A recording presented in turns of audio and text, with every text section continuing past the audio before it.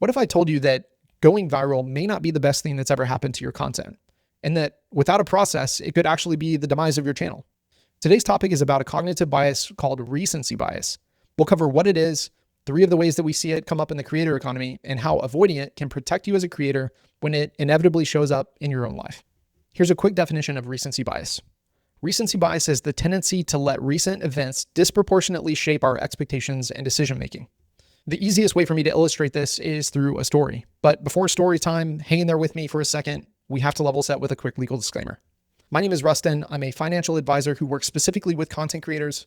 My firm offers personalized financial planning and investment advisory services tailored to the unique needs of creators.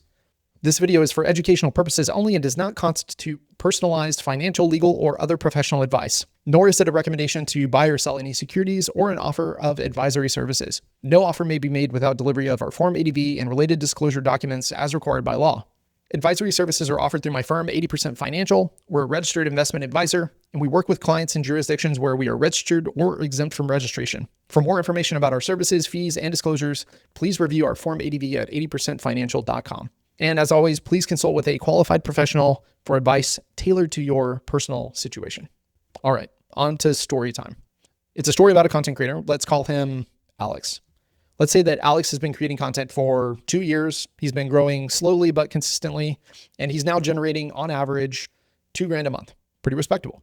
He's uploaded a video as he always does, only this one unexpectedly went viral, which brought in a huge number of followers, 6 sponsorship emails from brands, and much higher than normal Google AdSense revenue.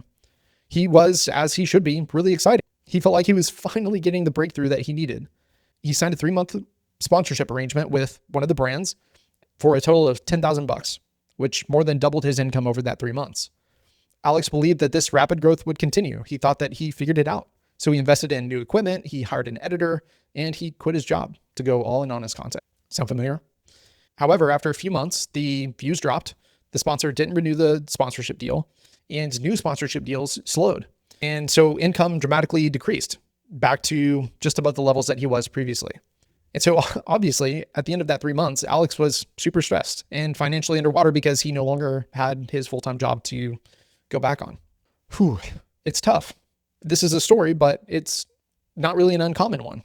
And we don't just see recency bias in the creator economy. We see this play out in real life. We see it when there are plane crashes or shark attacks. The recency of those events often overshadow the statistical evidence of their occurrence or their future occurrence.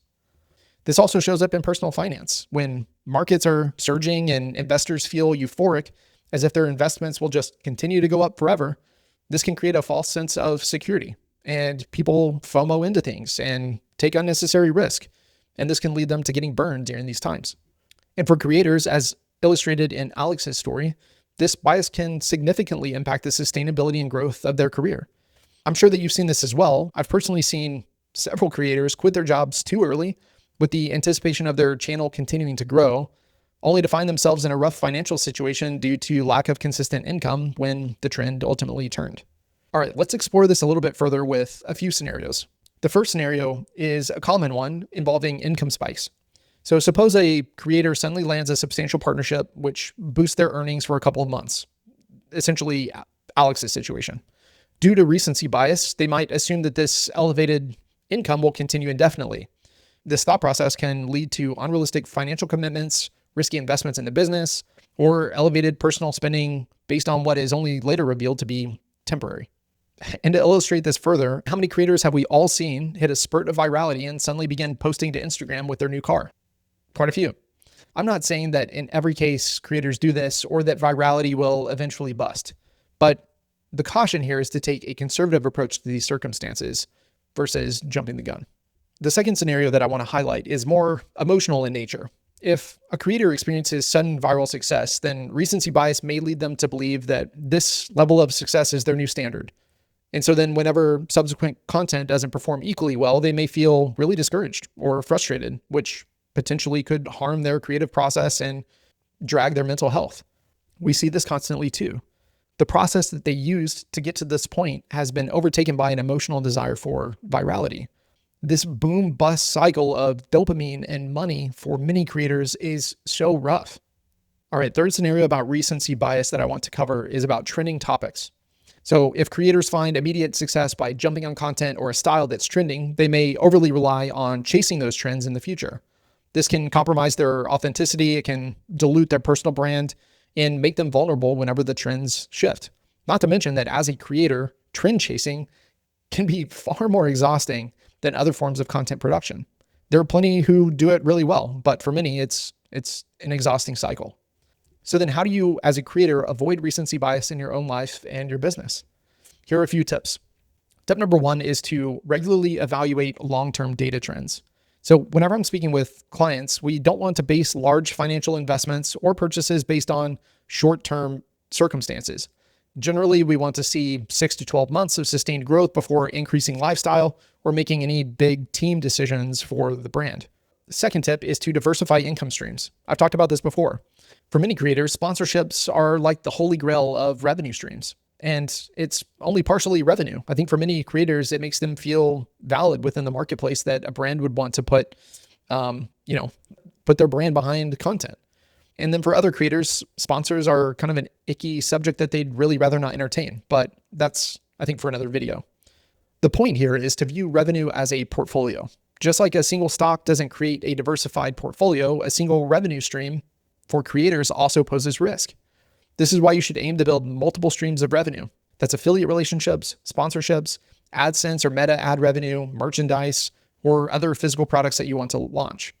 Maybe we can cover revenue streams in another video, but if you look at the creators who have built the largest businesses, there is almost always some kind of combination of each of these revenue streams, and that's on purpose.